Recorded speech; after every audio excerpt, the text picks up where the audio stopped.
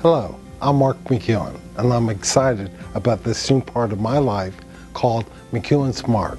But first, let me tell you something about me. From 1987 to 2002, you allowed me into your homes as a weatherman, as an anchor on The Early Show on CBS. And then in 2004, I moved here to be the anchor on the local CBS station, WKMG.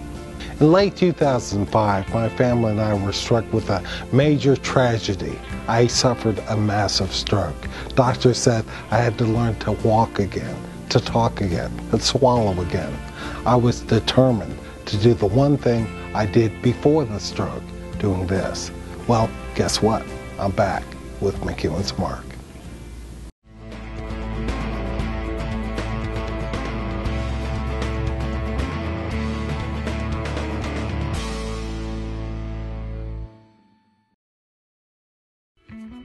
He has become one of Central Florida's most well-known television personalities. It's David Moss of David Moss Toyota. People recognize him for his catchy phrases and trustworthy demeanor. His responsibilities include David Moss Toyota, David Moss Chevrolet, and 2 David Moss Volkswagen stores, as well as an advertising company. 15 years into his career, and David remains true to his personal values of family with 3 kids and wife Nicole. He was even best man at his son's wedding just last year. I had the great opportunity to interview David in various areas of his life. Join me on my journey of getting to know David Moss. Now, David, tell me about your early years when you were a young David Moss. Well, I grew up in Ohio, actually Steubenville, Ohio, and I lived for sports. I just loved playing sports, so probably wasn't the best student. I got by in school, but I loved playing baseball, football, golf, basketball. So basically my entire days were filled up with playing some type of sporting activity. So how'd you move from there to here? When I graduated high school, 1986, I had moved to Mississippi with hopes of playing baseball, and it didn't work out. And decided at that point, sometime in early 1987, if I was going to work for minimum wage, I was going to do it in the heat. So decided to move to Florida. Your first job in Central Florida was selling popcorn? Correct. I worked at cereal. That was the first job I had. How'd you get that? Well, I thought it was a great job. I mean, I went there and I applied, and it seemed when I first moved down there, you can get a job anywhere. You know, where I grew up, it was very difficult to get a job. The steel mills were going in and out of business, so you had to know somebody. And when I went to cereal, they paid more than minimum wage and had great benefits. And I went there and they gave me a job vending, and I started vending popcorn at the Shamu Theater. Shamu Theater. Tell me about your business philosophy. You know, for me it was just do the right thing. You know, I thought the best way to do business was to make sure your people were taken care of, the people that worked with you, the people that you basically were with every day, make sure they enjoyed their job, and to do the right thing by the customer. Always treat the customer as if you want to be treated, and always look for ways to improve that. But David, people don't do it that way anymore. You know, I think the people I learned from did, and they did it with me. So I took what they were doing with me, and I tried to, instead of doing it for 5 or 6 people, try to do it for everybody that worked with you. And I've always felt if you had really good employee satisfaction, if they enjoyed where they worked, you'd have good customer satisfaction, which would be a long-term business plan. I remember you told me about going to conventions for the Ritz. Yeah. Talk about that and how you incorporated that thinking into your way of thinking. Well, you know, when I was coming up in the car business, when you told somebody that you were in the car business, you were selling cars, they looked at you like you had 3 heads. Oh, you're in the car business. It's like their impression of the car business and what really took place in car business was 2 different things. They didn't look upon it as a reputable business. And I started looking at other businesses that had this great reputation, and when you talked about the Ritz-Carlton, everybody would smile. Oh, that service is fantastic. The service is great. The people are so nice. I wanted to learn what they did and bring it to the car business. So, you know, I went to a couple days training at the Ritz-Carlton because I wanted to see their philosophy. And it really wasn't a whole lot different than ours. They were just doing it every day. It was constant. It wasn't, you know, they would train on it for a week. They train on 365 days a year, and all their people bought into it. And I thought if we can take their philosophy and bring it to the car business, it would put us a step ahead of everybody else. The philosophy and culture are important at David's stores. He even holds a weekly orientation for new employees with his assistant, Linda Cook, who has been working for David for 10 years.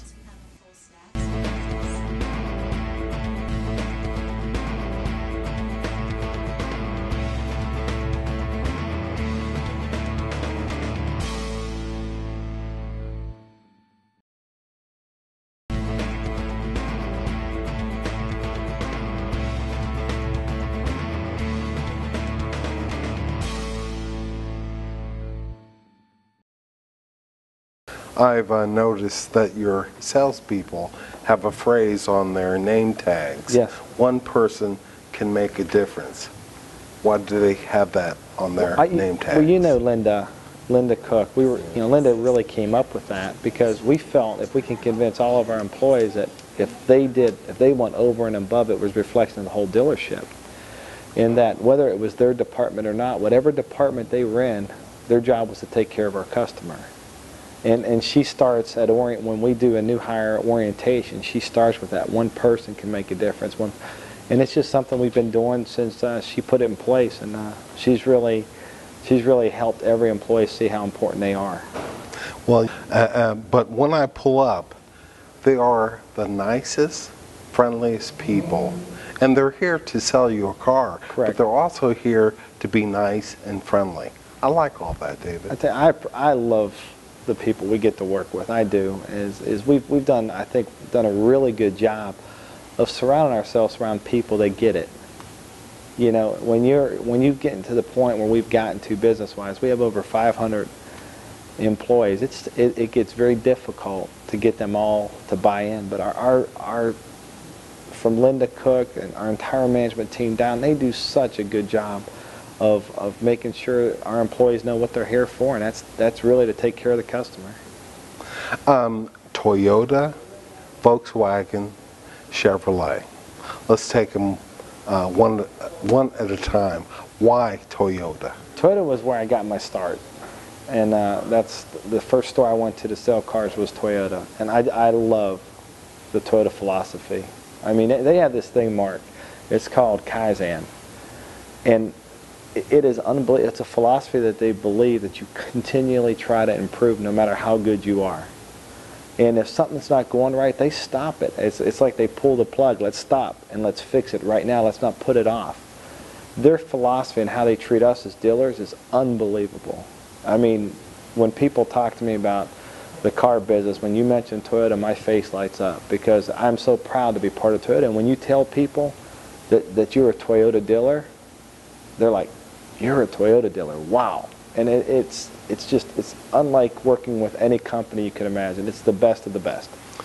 Well, now Toyota has had some rough times Sure. the last couple of years. Talk about that. We've went through some tough times with the recall situation, but for us, you know, for me, my belief in their company, you know, we weren't fixing any cars that were broke. You know, they still build an unbelievable car. And the way they supported us during those times, and I thought they were fantastic. And instead of sitting back and hiding and fighting, they went ahead and put up all the money to fix things that they know themselves wasn't broke, just to put the customer's mind at ease. And I said, to be part of a company like that's pretty strong. So talk about Volkswagen. Why them? You know what I liked about Volkswagen? There's their product.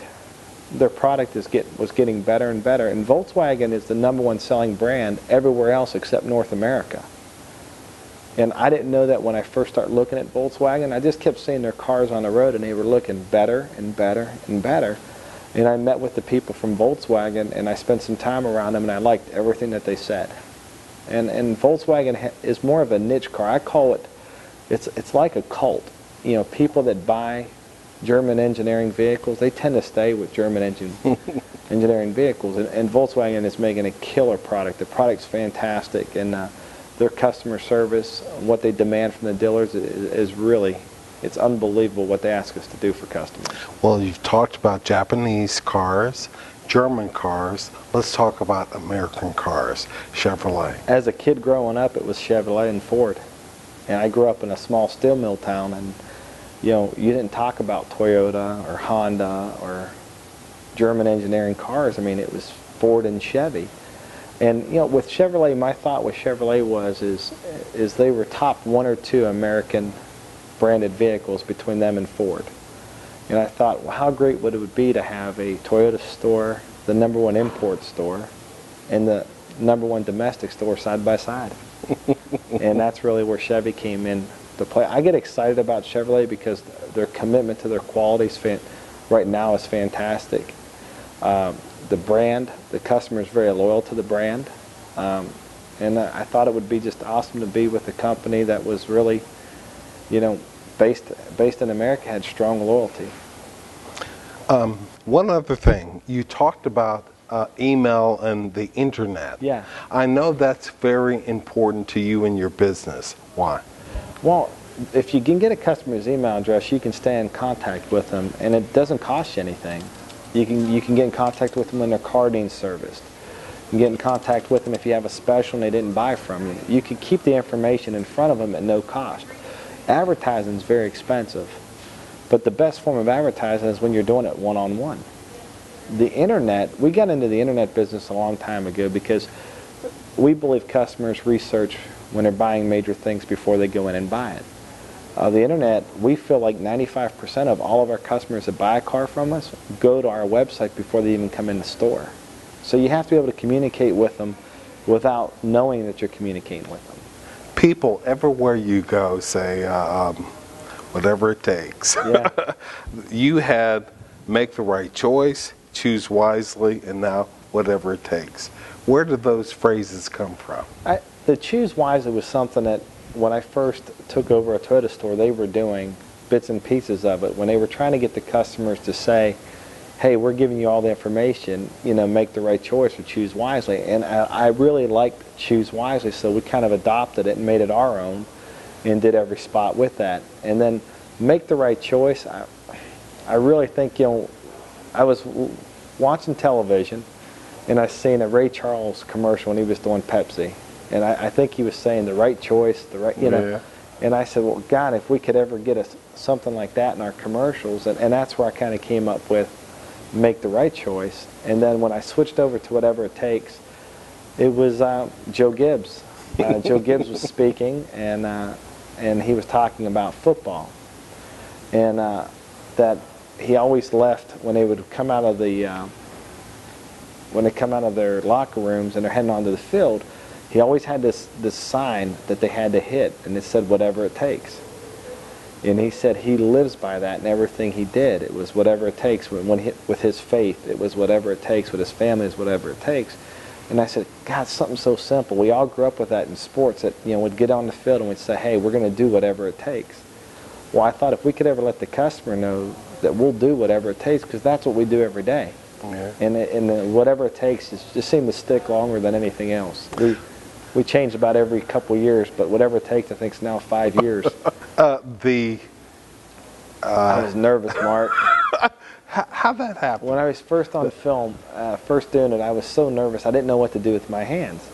So I was walking and talking it, and I would touch myself in areas I can't tell you on camera because I'm making a turn or I was doing this. So I was so cautious on my hands, I became so stiff. And then next thing you know, at the end they said, do something with your hands. So at the end I just went like that. And it's so funny, you know Henry Henry Maldonado from CBS. When I first met him, he would do that to me all the time. And he goes, and I said, well, Henry, I'm kind of embarrassed about it now because now I have to think about doing it. And I said, I always explained why I did it. He goes, you can't go away from it. So I thought I can prove Henry wrong, which I found out real quick I couldn't. I went away with it for about 2 months and didn't point. And the emails we would get and the phone calls we would get, why isn't he pointing? Why isn't he doing it? You know, and we just kind of went back to it. But the whole purpose of that was I was so nervous when I first got on camera. David, I have to tell you, people imitate you so much that it's almost funny. But as they say, that's good. That's real good. So we get kids in here all the time. I think that's, I have little kids come up and they can recite our commercial to me. yeah. And I'm like, wow, and they always want a point. When people, the average customer, comes in here, are they going to find you? Yes, they'll find me generally at the Toyota store. Why? That's what I do. I mean, I love selling cars. I love being involved in the sales process. I like being around the guys. And it's my job. I mean, the TV stuff is advertising, but my real job is selling cars.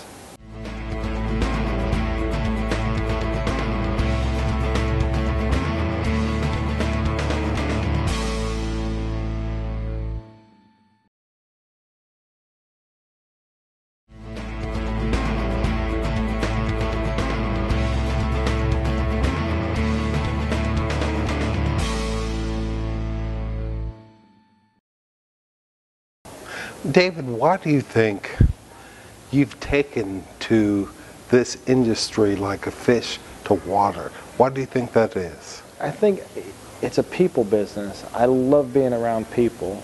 And, in the automobile business, I consider it a very competitive business. I love competition.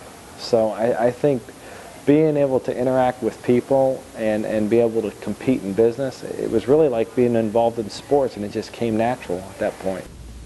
Being competitive has helped shape Dave's leadership from early on. When I was leaving today, I saw one of your sons. Both of them work at your dealership. Correct, and they both work at Toyota. Why? I think they've watched, I try to run it like a family business. So we have actually a lot of the guys, kids work with them. I love having my kids around me at work. I love it. David, most people wouldn't say that. Well, my oldest son is my 23-year-old. I was the best man at his wedding. So I don't think you can get a better relationship. I love being around my kids. I like to watch them grow. Plus, I get to keep an eye on everything they do. Yeah. Let's change it a bit and talk about music. I know you love Garth Brooks. I do. Why? I think he's the best entertainer I've seen. I've been to several of his concerts and just absolutely loved him. I just think he's a real guy, and there's nothing. It doesn't seem like there's anything fake about him. His music's fantastic, but just the way he carries himself, and how much he does for the communities in which he lives, and how much he's done. Anytime there's been a crisis, it seemed like he's always there. He always shows up to help. And it's just, I compare him to Elvis. And you love Elvis? I do. I mean, I thought Elvis was incredible. I grew up, I watched all of his movies, and I always thought if you had to be pretty special when every guy wanted to be you and every girl wanted to be with you. You must be it. And then I got to go to Graceland, and you got to see all the things he did for charity and all the things that people don't talk about. I just thought he was an incredible guy. You have a story about meeting Rascal Flatts before they were Rascal Flatts. Yeah. We were sponsoring, when I was at Kissimmee Toyota, we had sponsored a K92 event. They used to do this thing every year where they'd have a country jam for charity for Ronald McDonald houses. And me and Randy Delaney, who's the general manager of our Volkswagen South store, we were there, and we were out at the bar at, I think it was 8 Seconds downtown, having a couple beers, and we were just having a great time listening to this great music, and we're talking to this guy, and it turns out that he's the lead singer of the group that goes on next, and they go up and sing that song "Moving On," and we're like, oh my God, that's the Rascal Flatts guy. We didn't know, but we knew the song on the radio. And it was just, one thing I love about country artists, they are so real. I don't think just to me it seems like they are what they are. As you've done so much, you've been around so many people, you always try to remind me that they're just regular people. Well, when you're around country musicians, they really are just regular people. So it was so neat to be able to sit there, and he didn't tell us who he was, and then 5 minutes later he's up there singing. Really, it's pretty impressive. You play golf like you play golf. Capital G. How'd you learn? I started as a kid. I played all sports growing up, and my family, my dad played golf, his dad played golf, and just admired the game growing up. And I started playing at probably 12 years old, and my dad didn't let us get on the course earlier than that. I mean, we could caddy, but to go out there and play on our own, he wanted us to be able to play before we went out there. Good dad. To play. Yeah, he did a great job with us. So we enjoyed, I just enjoyed golf, and I love being outside. Let's talk about a golfer you admired when you were younger and a golfer you admire today. Was Jack Nicklaus when I was younger, and I loved everything about Jack Nicklaus. I think I was so impressed by the way he competed. It wasn't so much about all the wins as it was how gracious he was in a loss.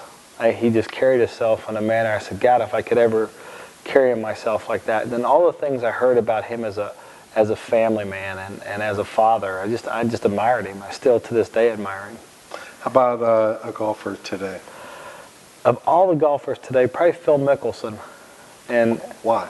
I love the way he acts on the golf course. I do. I've never got to really meet Phil off the golf course, but on the golf course, I love following him. I love he goes for it when he's out there. And probably the same as Jack. When he loses, he's gracious. He is so polite. Sometimes you could judge somebody how they are when they lose. Anybody can be great when they're winning. So. You're right about that. Now, how did a boy from Ohio become a huge Dolphins fan?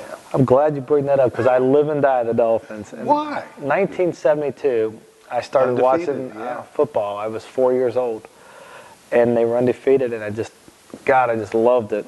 I got addicted to football because of the Dolphins, and ever since that season, I've never changed. I'm a pretty loyal guy, and I love them. I follow everything that they do. I probably drive them nuts because, there's a lot of guys that work in their front office that play in our event. Yep. So I'm trying to give I'm calling them during the offseason going, why don't we go after this guy? They're like, would you just shut up? We have no decision in that. So tell me about the David Moss Foundation.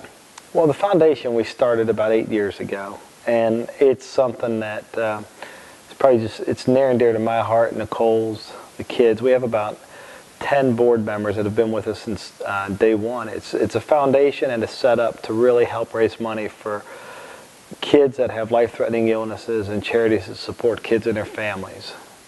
I play in your golf tournament. Oh yeah, I look forward to that. Done it more than once.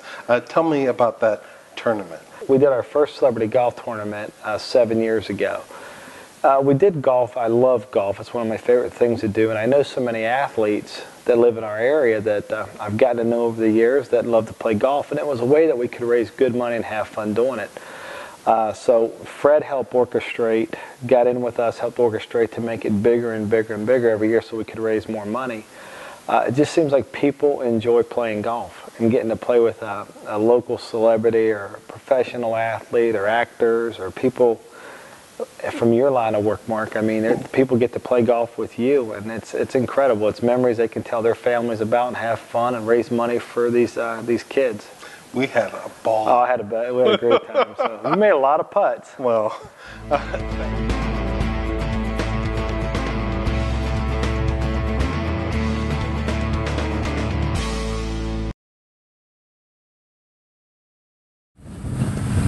you have a golf tournament. We do every May. The foundation, Yeah. Your foundation. Mm-hmm. Tell me about that. We started this upcoming May will be our 8th annual. It's a celebrity golf event to raise money for local Central Florida charities to help kids that have life-threatening illnesses and their families. So the one that's a mainstay for us every year is Ronald McDonald House.